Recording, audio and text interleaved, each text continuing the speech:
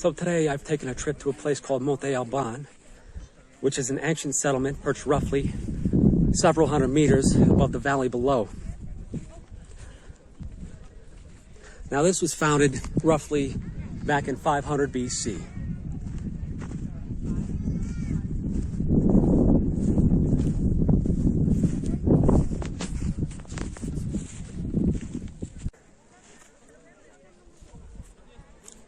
Now the extra security that this gigantic mound provided to the inhabiting Zapotec civilization, which predates the Aztecs, allowed it to grow and thrive and become a lot more powerful.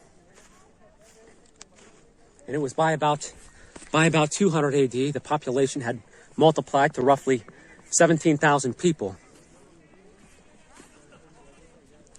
Now through 500 AD, that civilization had become one of the most influential and powerful in all of Mesoamerica.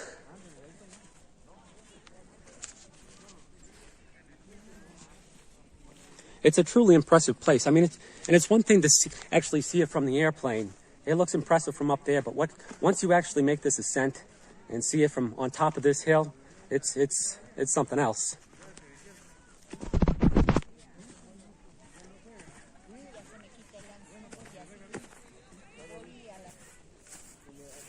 Now its strategic location allowed it to act as the political nucleus connecting all the communities and towns out in the valley. And that basically gave birth to the Zapotecs. Now by roughly 800 AD, this location of the Zapotec civilization had largely become deserted. This location became much less integral.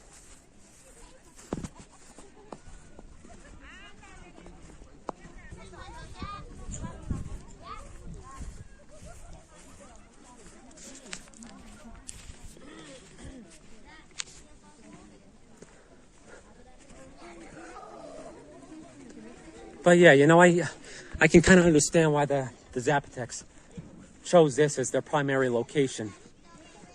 You know, if I was alive 2,500 years ago, I probably would have chose the same place. Like when I go to a restaurant, I'm the sort of person, I sit with my back to the wall. You know, I don't want some crazed chef sneaking up behind me like Wile E. Coyote with a meat cleaver and trying to put me on the menu. And back then, 2,500 years ago, I mean, life was rough everywhere. You had to be vigilant.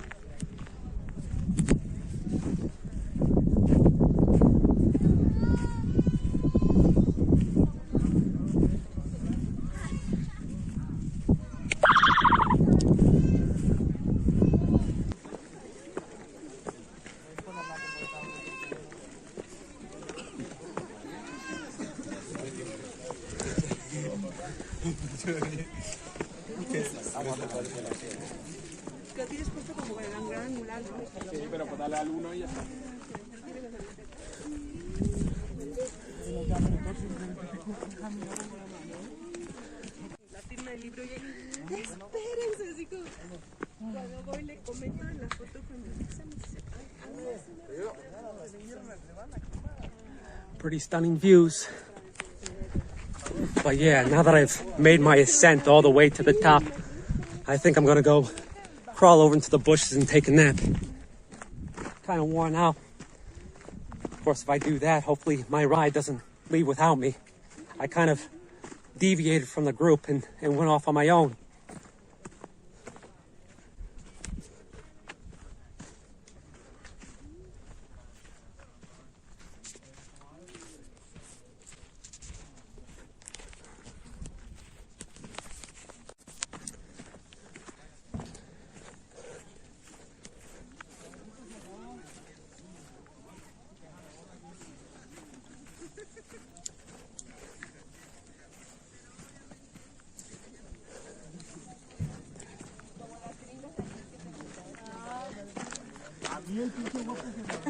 Back down the steps we go.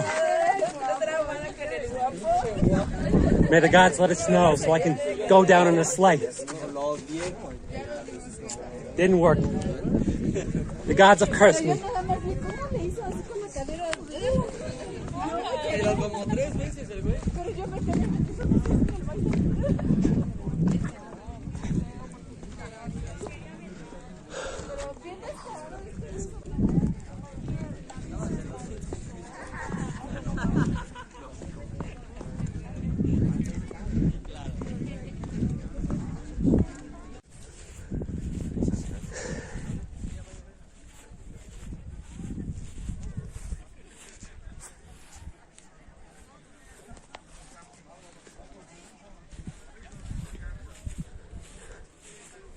Now just imagine for a moment that this was your house and your bathroom, your toilet was at the top of those steps, and you had to make that ascent a few times a day.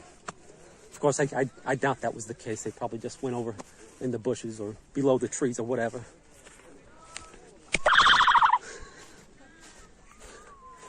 Peed off the side of the mounds.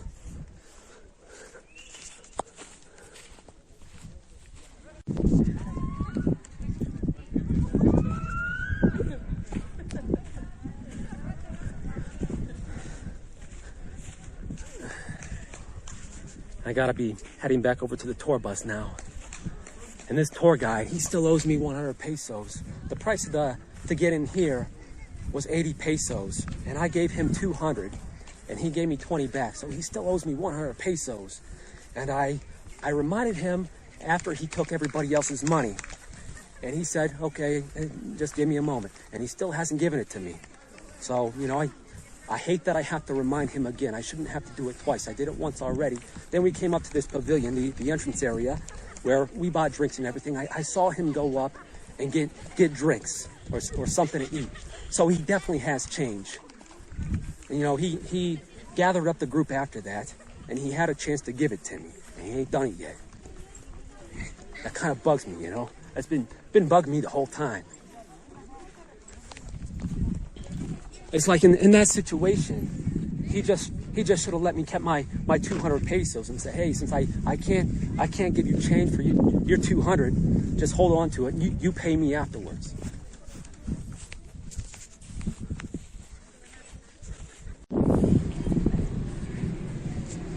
So I wanted to wrap up my story about my situation with the tour guide back at Monte Alban. You know, he owed me 100 pesos. So we all gathered outside the bus after the tour, and I made a point of not getting on the bus until everybody else had done so. That way at the end, it was just me and the tour guide waiting outside the bus. And he was getting ready to get on another bus. And I asked him before he did that, are we going to see you again? And he said, no, you're not. And I said, well, you know, I'd like my 100 pesos. And he did give it to me. But the fact that I had to ask him a second time, I definitely shouldn't have had to do that. That was most definitely bad business practice on his part. Right now, I'm just taking a walk around looking for a place to eat. But yeah, you know, when I bought the ticket for that tour, I did it at an agency here in Oaxaca, and it cost me something like 400 pesos. And when I bought the ticket, they didn't tell me that it was going to be an extra 80 pesos to get into the archaeological site. So, you know, I get there, and, you know, I didn't have exact change. I had larger bills. I gave him a 200, and he didn't have change. Now, if they had told me previously that you were going to have to pay an extra 80 pesos to get in there, I would have been sure to have exact change. I would have had the 80 pesos. So, you know, if they had told me and I failed to bring exact change, then I could understand. But, you know, the fact that I had to ask him twice, I had to remind him twice to pay me back my 100 pesos, that's most certainly uncalled for.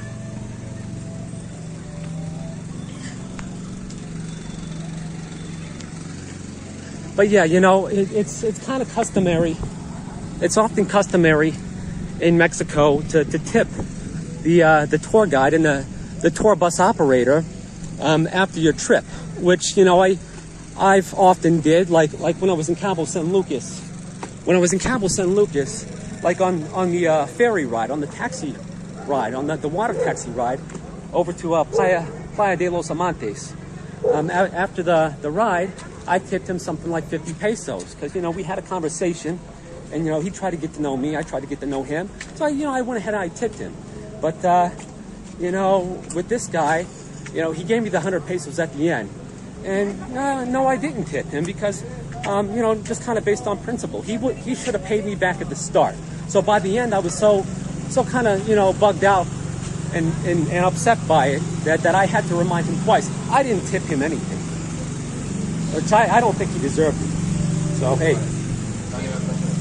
like, you know, when I owe somebody money, in the very rare case that I owe somebody money, I make like a deep mental note. Hey, I got to pay this person back. And I make a point of doing it right away. As soon as I get the money to do it, I go ahead and I do it. But some people aren't like that. That's why you should never lend money. You should never borrow money. It's like there's two quick ways to lose a friend. One is to borrow and the other is to lend.